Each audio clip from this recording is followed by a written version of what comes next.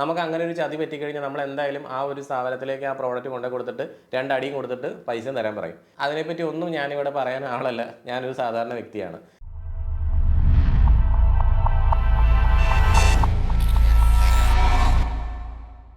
Hello friends, എല്ലാവർക്കും നമസ്കാരം. ഹിക്വിഷൻ്റെ പ്രോഡക്റ്റുകൾ ഇപ്പോൾ ഫേക്ക് ആയിട്ട് മാർക്കറ്റിൽ അവൈലബിൾ ആണ്. അതിപ്പോൾ നമുക്ക് ഓൺലൈനിലാണ് ഇപ്പോൾ കൂടുതലായിട്ട് അത് കണ്ടിരിക്കുന്നത്. ഇപ്പോൾ ഞാനിത് പറയുമ്പോൾ ചിലപ്പോൾ പല ആളുകളും വിചാരിക്കുന്നത് ഞാൻ സെയിൽ ചെയ്യുന്നൊരു വ്യക്തിയാണല്ലോ, അപ്പോൾ സെയിലും ഇൻസ്റ്റലേഷനൊക്കെ ചെയ്ത് നടക്കുന്ന എന്നെ സംബന്ധിച്ച് എൻ്റെ ബിസിനസ് കൂട്ടാൻ വേണ്ടിയിട്ടുള്ളൊരു പരിപാടിയാണ് ഇതെന്നായിരിക്കും ചിലപ്പോൾ നിങ്ങൾ വിചാരിച്ചിരിക്കുന്നത്.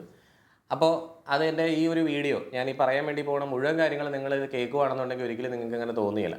ഞാനിപ്പോൾ ഈ ഒരു ഫീൽഡിൽ നിൽക്കാൻ തുടങ്ങിയിട്ട് ഏതാണ്ട് 9 വർഷമായിട്ടുണ്ട്. മാർക്കറ്റിൽ ഏറ്റവും പ്രോമിനൻ്റ് ആയിട്ട് നിൽക്കുന്ന കമ്പനികളുടെ പ്രോഡക്റ്റുകളാണ് ഇങ്ങനെ അവർ ഫേക്ക് ആയിട്ട് നിർമ്മിക്കുന്നത്. ഇപ്പോൾ ഞാൻ ഡീലിങ്ങിൻ്റെ ആ ഒരു കേബിള് ഫേക്ക് ആയിട്ട് നിർമ്മിച്ചിട്ടുണ്ടായിരുന്ന ഒരു കേബിളിൻ്റെ വീഡിയോ കുറച്ച് നാൾ മുമ്പ് ഞാൻ ഇട്ടിട്ടുണ്ടായിരുന്നു. അതിലവർ ഹോളോഗ്രാം വരെ ഇമിറ്റേറ്റ് ചെയ്ത് വെച്ചിരിക്കുകയാണ്. നമുക്കറിയാം, ഗൂഗിളിൽ നിങ്ങൾ ഹോളോഗ്രാം എന്നൊന്ന് സെർച്ച് ചെയ്ത് നോക്കിക്കേ, ഏറ്റവും ഡിഫിക്കൽട്ടായിട്ട്, അതായത് ഒരു ഫോർജറിനെ പ്രിവെൻറ്റ് ചെയ്യാൻ വേണ്ടിയിട്ടാണ് ഇങ്ങനെയുള്ളൊരു സാധനം ഉണ്ടാക്കണമെന്ന് തന്നെയാണ് പറയുന്നത്. അപ്പോൾ ആ ഒരു ഹോളോഗ്രാം പോലും അവർ ഇമിറ്റേറ്റ് ചെയ്തിട്ടാണ് ആ ഒരു പ്രോഡക്റ്റ് അവർ മാർക്കറ്റിലേക്ക് എത്തിച്ചേക്കുന്നത്. അപ്പോൾ എത്രത്തോളം വലിയൊരു സംഘം തന്നെയായിരിക്കും അതിൻ്റെ ബാക്ക് എൻഡിൽ ഉണ്ടായിരിക്കുന്നത്. പക്ഷെ നമ്മൾ വാങ്ങിച്ചുകൊണ്ട് പോകുന്ന ആൾക്കാർക്കൊന്നും തന്നെ അതിനെപ്പറ്റി യാതൊരു അറിവുമില്ല. ഇപ്പം നമ്മുടെ തൊട്ടടുത്തുള്ള ഒരു സ്ഥാപനത്തിൽ നിന്ന് നമ്മളെ വാങ്ങിക്കണമെങ്കിൽ നമുക്ക് അങ്ങനെ ഒരു ചതി പറ്റിക്കഴിഞ്ഞാൽ നമ്മൾ എന്തായാലും ആ ഒരു സ്ഥാപനത്തിലേക്ക് ആ പ്രോഡക്റ്റ് കൊണ്ടു കൊടുത്തിട്ട് രണ്ടടിയും കൊടുത്തിട്ട് പൈസ തരാൻ പറയും. പക്ഷേ ഓൺലൈനായിട്ട് നമ്മൾ ഇങ്ങനെ പ്രോഡക്റ്റൊക്കെ നമുക്ക് വരുന്ന പോലെ ഹരിയാനയോ മധ്യപ്രദേശോ ഗുജറാത്തിൽ നിന്നൊക്കെ ആയിരിക്കും. അവിടെ നിന്നൊക്കെ നമുക്ക് ഈ പ്രോഡക്റ്റ് നമ്മുടെ കയ്യിലേക്ക് കിട്ടുന്ന വരെ ഉള്ളൂ.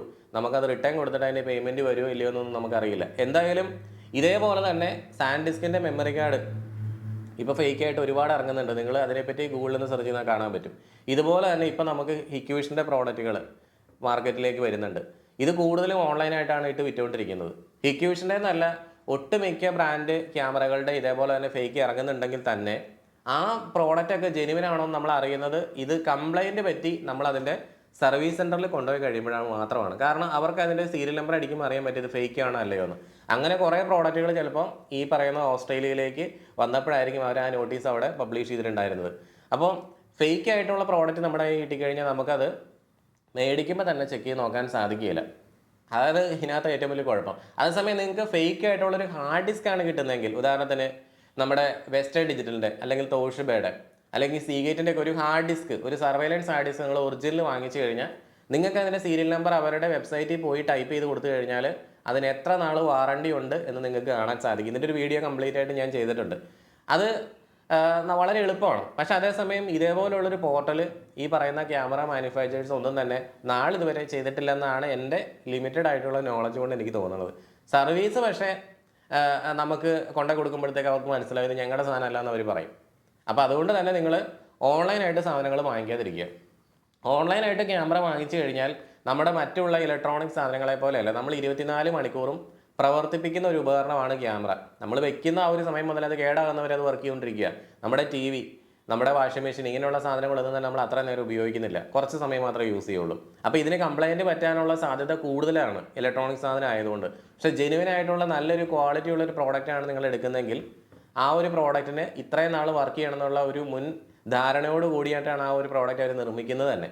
പിന്നെ മറ്റൊരു കാര്യം എന്ന് പറഞ്ഞാൽ ഹിക്വിഷൻ്റെ പ്രോഡക്റ്റുകളെല്ലാം തന്നെ ചൈനീസാണ്. അതുകൊണ്ട് ഇന്ത്യയിൽ അതിന് നിരോധനം ഏർപ്പെടുത്തിയിരിക്കുന്നു, അല്ലെങ്കിൽ ഏർപ്പെടുത്താൻ പോകുന്നു എന്നൊക്കെ പറഞ്ഞുകൊണ്ട് കുറേ ഫേക്ക് ആയിട്ടുള്ള ന്യൂസുകൾ ഇങ്ങനെ പ്രചരിക്കുന്നുണ്ട്.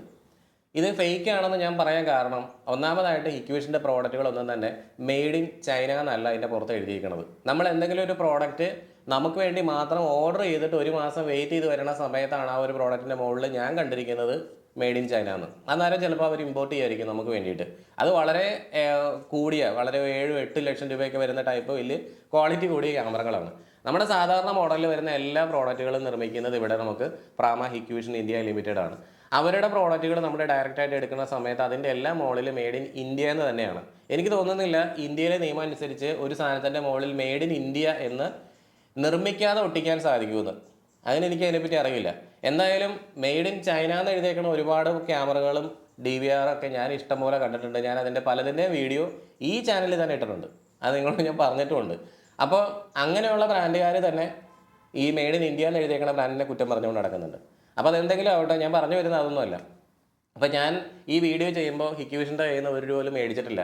എൻ്റെ ഈ ഒരു 1000 അല്ലെങ്കിൽ 2000 അല്ലെങ്കിൽ 10,000 പേര് കാണുന്ന ഈ ഒരു വീഡിയോയ്ക്ക് വേണ്ടിയിട്ട് ഫണ്ട് ചെയ്യേണ്ട ആവശ്യമൊന്നും അവരെ സംബന്ധിച്ചുണ്ടെന്ന് എനിക്ക് തോന്നുന്നില്ല.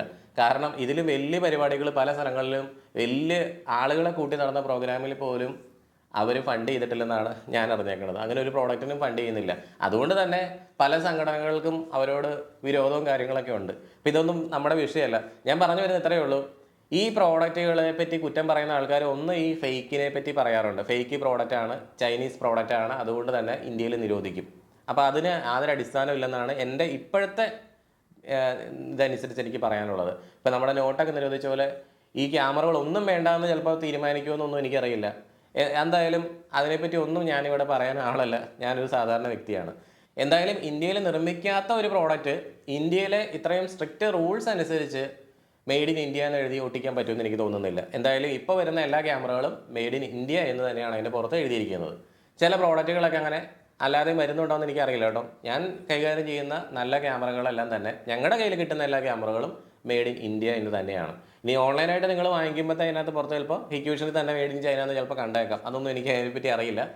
പിന്നെ എല്ലാവരും പറയാറുള്ളൊരു കാര്യം എന്ന് പറഞ്ഞാൽ ഹിക്വിഷൻ്റെ പ്രോഡക്റ്റിനകത്ത് സർവീസ് കിട്ടില്ലാന്ന്. കഴിഞ്ഞ ദിവസങ്ങളിലൊക്കെ ഞാൻ ഇട്ടേക്കണ ക്യാമറയുടെ വീഡിയോസിൻ്റെ അടിയിൽ പല ആളുകളും വന്നിട്ട് അതിനകത്ത് കമൻറ്റ് ചെയ്തിട്ടുണ്ടായിരുന്നു സർവീസ് കിട്ടുന്നില്ലെന്ന്. നിങ്ങൾക്ക് എന്തുകൊണ്ടാണ് സർവീസ് കിട്ടാത്തതെന്ന് വെച്ചാൽ, ഒന്നാമതായിട്ട് നിങ്ങൾ പർച്ചേസ് ചെയ്യണത് ഓതറൈസ്ഡ് ആയിട്ടുള്ളൊരു സ്ഥാപനത്തിൽ നിന്നല്ല. രണ്ടാമത്തെ കാര്യം എന്ന് പറഞ്ഞാൽ ചിലപ്പോൾ നിങ്ങളിതിൽ ഓൺലൈനായിട്ട് എടുത്തേക്കണ എന്തെങ്കിലും ഫേക്ക് ആയിട്ടുള്ള പ്രോഡക്റ്റുകളായിരിക്കും. പ്രോഡക്റ്റ് ഒറിജിനൽ ആണെന്നുണ്ടെങ്കിൽ ഹിക്വിഷൻ്റെ സർവീസ്, ഇപ്പോൾ ഞങ്ങൾ പ്രോഡക്റ്റുകൾ സെയിൽ ചെയ്യുന്നുണ്ട്. നമ്മളെ സംബന്ധിച്ച് ഞങ്ങൾ ഓതറൈസ്ഡ് സ്ഥാപനമാണ്. ഞങ്ങളെ സംബന്ധിച്ച് ഞങ്ങൾക്ക് 20 മിനിറ്റിനുള്ളിൽ ഹിക്വിഷൻ്റെ സർവീസ് കിട്ടുന്നുണ്ട്. അതായത് നമുക്ക് PPS അക്കൗണ്ട് ഉണ്ട്, പാർട്ട്നേഴ്സ് പ്രയോറിറ്റി പോർട്ടൽ. അപ്പോൾ നമ്മുടെ 5 ടെക്നീഷ്യൻസിൻ്റെ നമ്പർ അതിൽ രജിസ്റ്റേർഡ് ആണ് വിത്ത് ഇമെയിൽ ID. അവരവിടെ നിന്ന് സൈറ്റിൽ ഇരുന്നിട്ടാണെങ്കിലും ഈ ഓഫീസിൽ ഇരുന്നിട്ടാണെങ്കിലും എന്തെങ്കിലും ഒരു സപ്പോർട്ടിന് വേണ്ടിയിട്ട് അവർ വിളിക്കുകയോ മെയിൽ അയക്കുകയോ ചെയ്തു കഴിഞ്ഞാൽ ആ നമ്പറും മെയിൽ IDയും ഓൾറെഡി അവരുടെ സെർവറിൽ രജിസ്റ്റേർഡ് ആണ്. അതുകൊണ്ട് തന്നെ അവർക്ക് മനസ്സിലാവും ഇത് പ്രയോറിറ്റി കസ്റ്റമറാണ്, അല്ലെങ്കിൽ പ്രയോറിറ്റി സപ്പോർട്ട് കൊടുക്കുന്ന ആളാണ്. അതുകൊണ്ട് കോൾ അവർ അറ്റൻഡ് ചെയ്യും. 20 മിനിറ്റിനുള്ളിൽ ഓൺലൈനായിട്ട് പോലും അവരവിടെ നിന്ന് ഓൺലൈൻ സപ്പോർട്ട് നമുക്കിവിടെ തരുന്നുണ്ട്. അവരവിടെ നിന്ന് സിസ്റ്റം വഴി ആക്സസ് ചെയ്തുകൊണ്ട് നമുക്ക് എന്താണ് പ്രശ്നം എന്ന് വെച്ചാൽ അത് സോൾവ് ചെയ്യും. ആ ഒരു കാര്യം മാത്രമല്ല, ഇപ്പോൾ ഇന്നലെ ഞാൻ ഒരു പ്രോഡക്റ്റ്, ഒരു ക്യാമറയുടെ ഒരു RMA രജിസ്റ്റർ ചെയ്യാനിടയായി. RMA രജിസ്റ്റർ ചെയ്ത് ഞാൻ ഇന്നലെ 2 മണിക്കാണ്. 2 മണിക്ക് രജിസ്റ്റർ ചെയ്ത് 3:30 ആയപ്പോഴത്തേക്കും ബ്ലൂ ഡാർട്ടുകാർ ഇവിടെ വന്നിട്ട് ആ സാധനം ഇവിടുന്ന് കൊറിയർ എടുത്തുകൊണ്ട് പോയി. അതായത് 1.5 മണിക്കൂർ അല്ലെങ്കിൽ 2 മണിക്കൂറിനുള്ളിൽ സാധനം ഇവിടുന്ന് പോയി കഴിഞ്ഞു. അത് ബൈ എയർ ആണ് പോകുന്നത്, മുംബൈക്കാണ് പോകുന്നത് സർവീസ് ചെയ്യാൻ വേണ്ടിയിട്ട്. അവിടെ പോയിട്ട് അവസാനം കംപ്ലൈൻറ്റ് കഴിഞ്ഞിട്ട് തിരിച്ചു വരും. ഇപ്പോൾ ചില ആളുകൾ പറയണമെന്ന് വെച്ച് കഴിഞ്ഞാൽ പ്രോഡക്റ്റുകൾ അവർ കൊണ്ടുപോയി ഒരു ഡീലറുടെ എഴുതി കൊടുത്തിട്ട് ആ ഡീലർ ആ പ്രോഡക്റ്റ് 1 മാസം കഴിഞ്ഞാണ് കിട്ടുകയുള്ളൂ എന്നാണ് പറയുന്നത്. എന്തുകൊണ്ടാണ് അങ്ങനെ പറയണമെന്ന് എനിക്ക് മനസ്സിലാവുന്നില്ല. അതിനെപ്പറ്റി നെക്സ്റ്റ് ഡേ ഞാൻ വേറൊരു വീഡിയോ ആയിട്ട് ചെയ്യാൻ പറ്റും. എന്തായാലും ഇപ്പോൾ അതിനെപ്പറ്റി മൊത്തം നിങ്ങൾക്ക് പറഞ്ഞു തരാനുള്ള സമയമില്ലാത്തതുകൊണ്ടാണ്. എന്തായാലും ഈ ഡീലർ ഈ പ്രോഡക്റ്റുകളെല്ലാം കൂടെ ഒരു കൂട്ടമായിട്ടായിരിക്കും ചിലപ്പോൾ ഓൺലൈനായിട്ട് മുംബൈക്ക് വല്ലതും സെൻഡ് ചെയ്യുന്നത്. ഇപ്പോൾ കേരളത്തിൽ നമുക്ക് ഒരു സർവീസ് സെൻറ്റർ ഉണ്ട്, അവരുടെ പനമ്പളിനാറാണ് വരുന്നത്. ചില കംപ്ലൈൻറ്റുകൾ അവിടെ സോൾവ് ചെയ്യാൻ സാധിക്കില്ല. കാരണം നമ്മുടെ ക്യാമറയ്ക്ക് ഇപ്പോൾ എന്തൊക്കെ കംപ്ലൈൻ്റ് ആണെന്ന് അത് ടെസ്റ്റ് ചെയ്ത് നോക്കിയാൽ അത് വെരിഫൈ ചെയ്താൽ മാത്രമാണ് അവർക്ക് ചെയ്യാൻ സാധിക്കുകയുള്ളൂ. ചിലപ്പോൾ നമ്മുടെ കൊച്ചി സർവീസ് സെൻറ്ററിലോട്ട് കൊണ്ടുപോയി കൊടുത്തു കഴിഞ്ഞാൽ അവർക്കത് ചെയ്യാൻ പറ്റാത്ത വരുന്ന കാര്യമാണെന്നുണ്ടെങ്കിൽ നേരെ എന്ത് ചെയ്യും, അവർ മുംബൈക്ക് വിടും. അവിടെയാണ് അതിൻ്റെ മെയിൻ ആയിട്ടുള്ള സർവീസ് സെൻറ്റർ. അപ്പോൾ എന്തായാലും ആ ഒരു ഡിലേ ഒഴിവാക്കാൻ വേണ്ടി നമ്മൾ ഡയറക്റ്റായിട്ട് മുംബൈക്ക് ഓതറൈസ്ഡ് സ്ഥാപനമാണെങ്കിൽ നമുക്ക് ചെയ്യാൻ സാധിക്കുന്നതാണ്. അങ്ങനെ നമ്മൾ കൊടുക്കുകയാണെന്നുണ്ടെങ്കിൽ ബൈ എയർ ആണത് പോയിരിക്കുന്നത്. അവിടെ നിന്ന് സർവീസ് കഴിഞ്ഞിട്ട് നേരെ തിരിച്ച് അതുപോലെ തന്നെ ഇങ്ങോട്ട് വരുന്നത്. അപ്പോൾ ഫാസ്റ്റാണ് അവരുടെ സർവീസും കാര്യങ്ങളെല്ലാം തന്നെ. ഇങ്ങനെ നല്ലൊരു സർവീസ് കാര്യങ്ങളൊന്നും കൊടുക്കാതെ ഒരു ബ്രാൻഡ് എങ്ങനെയാണ് ഇത്രയും വർഷങ്ങളായിട്ട് പിടിച്ചു നിൽക്കാൻ സാധിക്കുന്നത്? ഒരിക്കലും സാധിക്കുന്നതല്ല. പിന്നെ മറ്റൊരു കാര്യം എന്ന് പറഞ്ഞാൽ, ഞാൻ ഇത്രയും ബ്രാൻഡുകൾ ഇവിടെ കൈകാര്യം ചെയ്യുന്നുണ്ടായിരുന്നു. ഇപ്പം ഞങ്ങൾ ഒരു ബ്രാൻഡ് മാത്രമേ ചെയ്യുന്നുള്ളൂ. പക്ഷേ അത്രയും ബ്രാൻഡുകൾ ചെയ്തിട്ടും എനിക്കൊരു സാറ്റിസ്ഫാക്ഷൻ തോന്നാത്ത കാരണം എന്ന് വെച്ചാൽ, എനിക്ക് ഈ അനലോഗ് ക്യാമറകളെ ഇഷ്ടമല്ല. എൻ്റെ വീഡിയോസ് നിങ്ങൾ കാണുമ്പോഴത്തേക്കും നിങ്ങൾക്ക് മനസ്സിലാവും ഞാൻ അനലോഗ് ക്യാമറകളെ എപ്പോഴും കുറ്റം പറഞ്ഞ് കിടക്കുവാണെന്നാണ് പല ആൾക്കാരും പറയണത്. അനലോഗ് ക്യാമറയ്ക്ക് എന്താണ് കുഴപ്പം എന്നൊക്കെ ചില ആൾക്കാർ ചോദിക്കാറുണ്ട്. എന്തായാലും എനിക്ക് അനലോഗ് ക്യാമറ ഇഷ്ടമല്ല. ഞാനൊരു ഫ്യൂച്ചർ ടെക്നോളജിയാണ് കാണുന്നത്. കാരണം ക്യാമറ എന്ന് പറയുന്നത് ഒരു ഇലക്ട്രോണിക് സെക്യൂരിറ്റി സിസ്റ്റമാണ്. ഇനി വരാൻ വേണ്ടി പോകുന്ന 10 കൊല്ലത്തിനുള്ളിൽ എന്തൊക്കെ മാറ്റങ്ങൾ നമ്മുടെ ലോകത്ത് നടക്കുമെന്ന് നമുക്ക് ഊഹിക്കാൻ പോലും പറ്റില്ല. അത്രയും മാറ്റങ്ങളാണ് നടക്കുന്നത്. നമ്മൾ ഈ കേരളത്തിൽ നമ്മുടെ വീട്ടിൽ 2 ക്യാമറ വയ്ക്കുമ്പോഴത്തേക്കും നമ്മൾ അനലോഗ് ക്യാമറ വെച്ചാൽ എന്താണ് കുഴപ്പമെന്ന് നിങ്ങൾക്ക് തോന്നും. പക്ഷെ നമ്മൾ എന്തിനാണ് ഈ ക്യാമറ എടുക്കുന്നത്? നമ്മുടെ വീട്ടിലുള്ള ആളുകളുടെ സുരക്ഷയ്ക്കും ഒക്കെ വേണ്ടിയിട്ടാണ് നമ്മൾ എടുക്കുന്നത്, അല്ലെങ്കിൽ നമ്മുടെ പ്രോപ്പർട്ടിയുടെ സുരക്ഷയ്ക്ക് വേണ്ടിയിട്ടൊക്കെയാണ് നമ്മൾ എടുക്കുന്നത്. അപ്പോൾ ഇങ്ങനൊരു സാധനം നമ്മൾ പർച്ചേസ് ചെയ്യുമ്പോൾ നിങ്ങൾ വാല്യൂ ഫോർ മണിയാണ് നോക്കണമെന്നുണ്ടെങ്കിൽ തീർച്ചയായിട്ടും നിങ്ങൾക്ക് എന്ത് ചെയ്യാം, അത് നല്ല ക്വാളിറ്റിയുള്ള IP ക്യാമറ ഉപയോഗിക്കാം. കാരണം നിങ്ങൾ ഈ എടുക്കുന്ന ക്യാമറ 2 കൊല്ലം കഴിഞ്ഞിട്ട് കളയാനാണോ നിങ്ങൾ ഈ 30,000 25,000 ഒക്കെ മുടക്കിയിട്ട് ഈ അനലോഗ് ക്യാമറ പോയി എടുക്കുന്നത്? ആ ക്യാമറ നിങ്ങൾ എടുക്കുന്ന സമയത്ത് നിങ്ങളുടെ മനസ്സിൽ 5 കൊല്ലം ഉപയോഗിക്കണം എന്നാണല്ലോ. ഈ 5 കൊല്ലത്തിനുള്ളിൽ എത്ര മാറ്റങ്ങളായിരിക്കും നമ്മുടെ കേരളത്തിൽ അല്ലെങ്കിൽ നമ്മുടെ ടെക്നോളജിയിൽ നടക്കാൻ വേണ്ടി പോകുന്നത്? ഇപ്പോൾ ലീഡിംഗ് ആയിട്ടുള്ള ഈ ഒരു ബ്രാൻഡിൽ ഞാൻ സ്റ്റക്ക് ഓൺ ചെയ്യാനുണ്ടായ പ്രധാനപ്പെട്ട ഒരു കാരണം എന്തെന്നറിയും? ഒന്നാമത്തെ കാര്യം എന്ന് പറഞ്ഞാൽ ഫ്യൂച്ചർ ടെക്നോളജി, അതായത് ഇൻ്റർനെറ്റ് ഓഫ് തിങ്സ്, IoT ഡിവൈസുകളുമായിട്ടുള്ള ഇൻ്റഗ്രേഷൻ. ക്യാമറ എന്ന് പറയുന്നത് നേരത്തെ നമുക്ക് ശരിക്കും പറഞ്ഞ ഒരു ഇൻഡിപെൻഡൻറ്റ് ഉപകരണമായിരുന്നു. പക്ഷേ ഇപ്പോൾ അങ്ങനെയല്ല. അതിപ്പോൾ നമുക്ക് ആർട്ടിഫിഷ്യൽ ഇൻ്റലിജൻസ് എനേബിൾഡ് ആയിട്ടുള്ള പ്രോഡക്റ്റുകളാണ് വരുന്നത്. അതായത് നമുക്ക് മൾട്ടിപ്പിൾ ഡിവൈസുകളുമായിട്ടുള്ള ഇൻ്റഗ്രേഷൻസ്. ഇനി ഫ്യൂച്ചറിൽ അതാണ് സംഭവിക്കാൻ വേണ്ടി പോകുന്നത്. അതായത് നമുക്ക് ആക്സസ് കൺട്രോളറുമായിട്ട് കണക്ട് ചെയ്യണം, വീഡിയോ ഡോർ ഫോണുമായിട്ട് കണക്ട് ചെയ്യണം, നമ്മുടെ ബാക്കിയുള്ള ഓട്ടോമേഷനുമായിട്ട് കണക്റ്റഡ് ആവണം. അങ്ങനെയുള്ള ഒരുപാട് കാര്യങ്ങളൊക്കെ നടക്കാനുണ്ട്. അതിനെപ്പറ്റി കംപ്ലീറ്റ് ആയിട്ടുള്ള വീഡിയോ ഞാൻ നെക്സ്റ്റ് ഡേ ചെയ്യാം. എന്തായാലും ആ ഒരു രീതിയിൽ ചിന്തിക്കുമ്പോഴത്തേക്കും ഒരു ഇൻഡിപെൻഡൻ്റ് ആയിട്ടുള്ള ഒരു ക്യാമറയല്ല അവർ നിർമ്മിക്കണം. ഹിക്വിഷൻ്റെ ഒരു എക്കോ സിസ്റ്റമാണ് അവർ നിർമ്മിച്ചുകൊണ്ടിരിക്കുന്നത്. നമ്മുടെ ആപ്പിളിലൊക്കെ ഉള്ള രീതിയിൽ തന്നെയുള്ള ഒരു എക്കോ സിസ്റ്റം. അപ്പോൾ ഞാൻ പറഞ്ഞു വരുന്നത് ഇത്രയേ ഉള്ളൂ. അതായത് നമ്മൾ വളരെ കുറഞ്ഞ ഒരു ലാഭത്തിന് വേണ്ടിയിട്ട് നമ്മളൊരു പ്രോഡക്റ്റ് പർച്ചേസ് ചെയ്യാൻ വേണ്ടി പോകുന്ന സമയത്ത് നമുക്ക് തീർച്ചയായിട്ടും അതിനകത്ത് തെറ്റുകൾ പറ്റാനുള്ള ചാൻസസ് ഉണ്ട്. പ്രത്യേകിച്ച് നമ്മൾ ഓൺലൈനായിട്ട് പോകുന്ന സമയത്ത്.